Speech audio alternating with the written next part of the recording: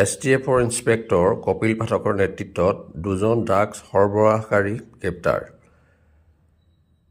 আজি দিনৰ প্ৰায় ৩মান বজাত অসম পুলিচৰ স্পেচিয়েল টাস্ক ফ'ৰ্চৰ ইন্সপেক্টৰ কপিল পাঠকৰ নেতৃত্বত গুৱাহাটী ৮ গাঁৱৰ ৪ নং ৰেলগেটৰ ওচৰত ৰেলপথৰ কাষত অবৈধভাৱে বসতি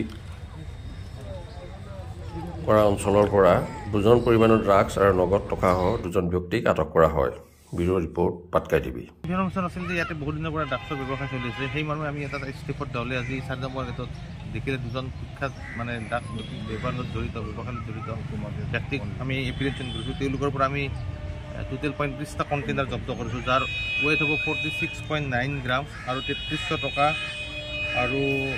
টকা আৰু এটা মোবাইল ফোন আমি জব্দ কৰিছোঁ। তেওঁলোক ক'ৰ আছিলে মানে? তেওঁলোকৰ নাম একজনৰ নাম ক্ৰমে মহম্মদ আছাও আলী, ইয়াতে থাকে ৮ গাঁৱত, কিন্তু অৰিজিনেল ঘৰ তাৰ লক্ষীপুৰ গোৱালপাৰা। আৰু একজনৰ ঘৰ হ'ল আনন্দ কুমাৰ জা, তেওঁৰ ঘৰ তেওঁ ইয়াতে ৮ গাঁৱত থাকে, ৮ গাঁও ব্ৰিজৰ ওচৰতে থাকে, আৰু তেওঁ অৰিজিনেলি হ'ল বিহাৰৰ।